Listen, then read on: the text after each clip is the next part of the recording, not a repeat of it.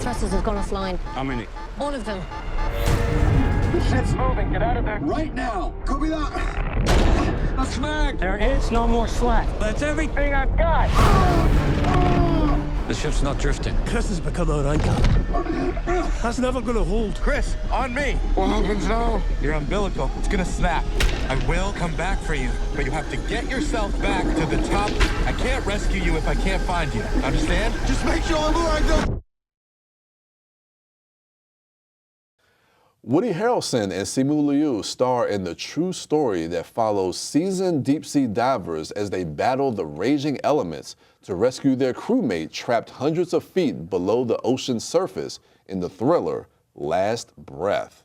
All right, Brad, so this movie, it is based on the true story. The thing that I really thought was intriguing is that the director did a documentary on the same subject, and also is doing the narrative film on this as well. Yeah, it's a crazy story. Yeah, and I kind of like how the director kind of brings in some of that documentarian feel to it. Aren't there clips from the documentary that actually begin this show? Like when we see the footage at the very beginning of the deep sea divers and the pipeline. Yeah. I think that's all from the doc. Ooh, okay, Yeah. interesting. Yeah, I think that's a great way to start it. Yeah. I'm amazed this movie exists. Okay. This feels like a film that just wouldn't be made in 2025, and No, it as a doesn't. result, it's kind of awesome to watch.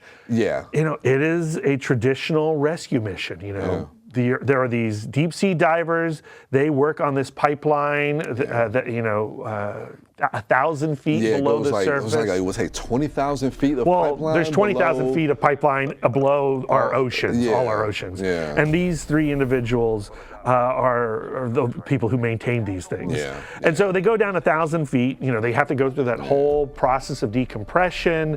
And during this process, the nav system fails on the ship. It's during a storm. They start to drift off course, and the moment they drift off course, this guy gets pulled. Yeah, he gets snagged. Line gets and it's snapped. not- He has 10 minutes of oxygen, right? Yeah. And then it goes. It goes, And and then, then- we now have like 30 minutes without oxygen with him. Yeah. Like, are we going to be pulling this corpse out of the water? I know, and that's what I think is really interesting with the setup of this movie, because it really positions it as a ticking clock movie, and then it's like, okay, we got to get back to him if we're going to rescue him, before, so he doesn't lose oxygen. Yeah, and I pass love out a and ticking die. clock, and I love that this film brings the clock on and is like 9 minutes and 59 seconds, Yeah. 58 seconds, 57. Like, Yeah. I loved all that stuff. Yeah. And the three actors that are at the center of this movie, you believe their bond. Yeah. The film doesn't give you Enough. a lot of pre-rescue mission material to like sink into. So like we don't really know much about these people.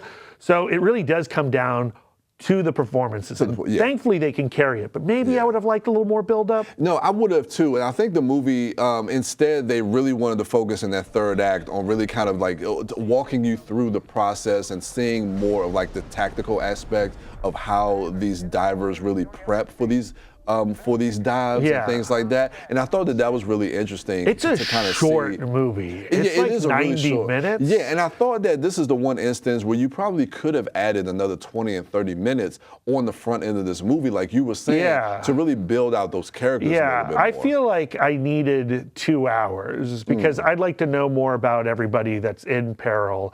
And, once the rescue mission is complete, like the movie kind of just ends. It hinges all of our emotion on, the diver that's in peril, Chris, and his fiance, right? Like he's got to get back to his fiance, who doesn't like that he puts his life in danger every day.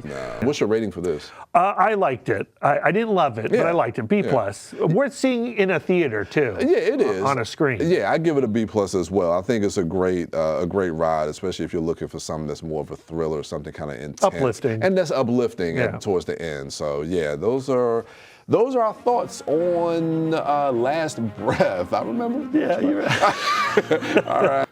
If you liked what you just saw, then check us out on YouTube at PGC TV Online, and we'll see you at the movies.